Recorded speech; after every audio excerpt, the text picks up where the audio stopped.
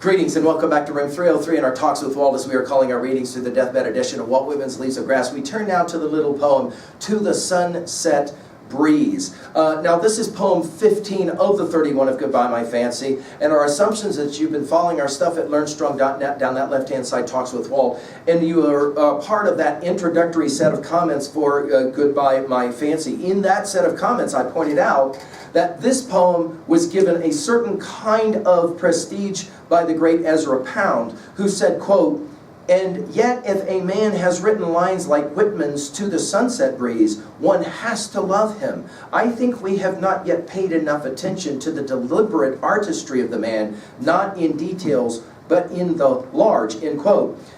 There are people who argue that these last poems shouldn't really be studied, and I think Pound is pointing to us, yeah, they should be studied, and this poem in particular, many argue, is the strongest poem of all of the final poems, the 31 poems of Goodbye My Fancy. Now, our Nortons will give us some background information here to tell us that this one was first published in the Lippincott's magazine, December of 1890, and then they will reference Ezra Pound praising the poem in an unpublished essay dated February 1st, 1909, in which he says the very thing I just read. If a man has written lines like Whitman, To the Sunset Breeze, one has to love him. That is to say, I think that Ezra Pound was very influenced, and I think T.S. Eliot, by extension, was also very influenced. Now, it's interesting to point out that the word sunset hyphenated is used only one time in Leaves of Grass, and it's here. And go back to Song of Myself 33 to see how breeze gets used. His use of this word ah at the beginning is one that we're familiar with a number of times in Leaves of Grass, and then he moves right to whispering. Now he's going to speak directly to the breeze in the same way that he learned how to do this from his study of Shelley's Ode to the West Wind. We commented a number of times how I believe Leaves of Grass, especially these latter poems, have been very influenced by Shelley's Ode to the West Wind. Just go and look at it, and for example, his use of the word leaves in that poem.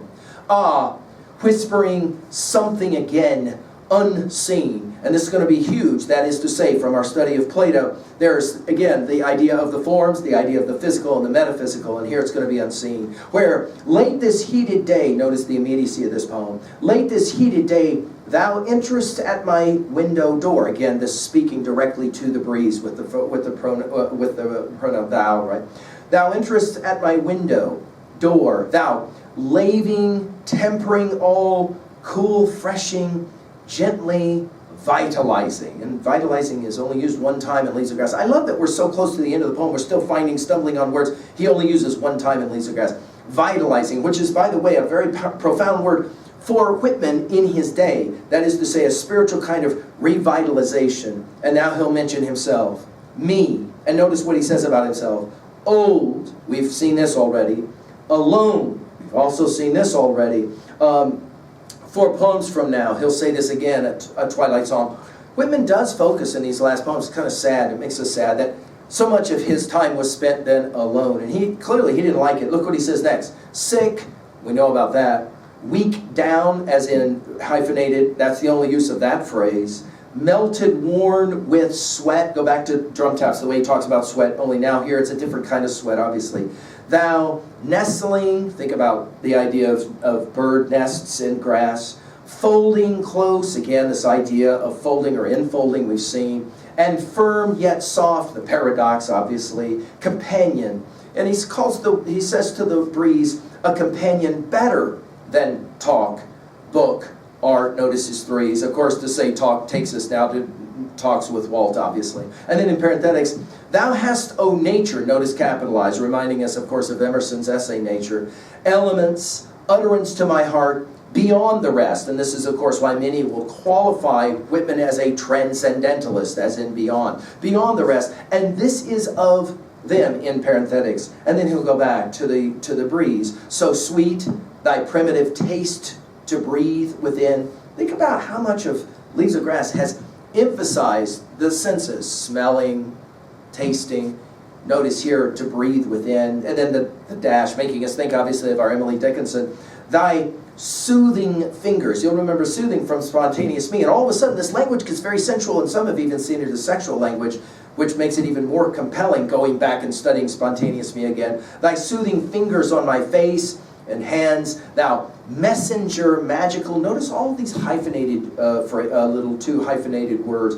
Messenger, magical, strange, bringer to body and spirit of me. Again, his use of the word strange at the end of Leaves of Grass is remarkable.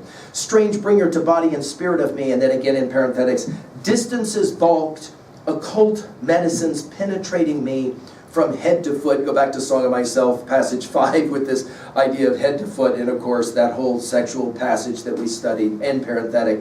And then we'll get 4 I feels. I feel, and I told you guys, every time that Whitman messes around with the metaphysical, he always comes back to the earth. It's remarkable. Watch this. I feel the sky, the prairies vast. We've seen his use of prairies, obviously. I feel the mighty northern lakes. He always loves his water, huh? I feel the ocean and the forest. Somehow I feel the globe itself, swift, swimming in space. And we've seen his use of this word globe a number of times, haven't we? And immediately we go back to something like Passage to India.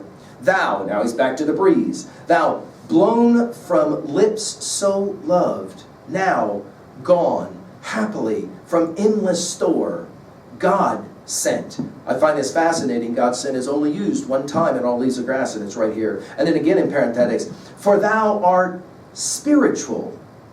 This will take us back to starting from Palmanac 6, won't it? Godly.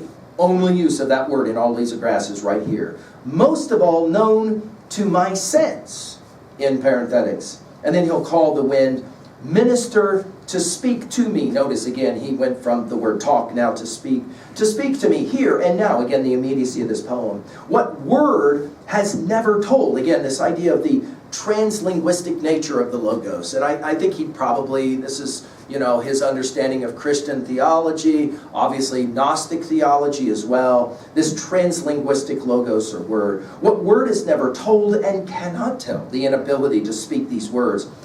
Art thou not, and now he finishes with 3 rhetorical questions, as we're so familiar with him doing. Art thou not universal concrete's distillation? In other words, all that's physical is somehow distillated in the breeze, in the wind. And then he'll ask, what about law?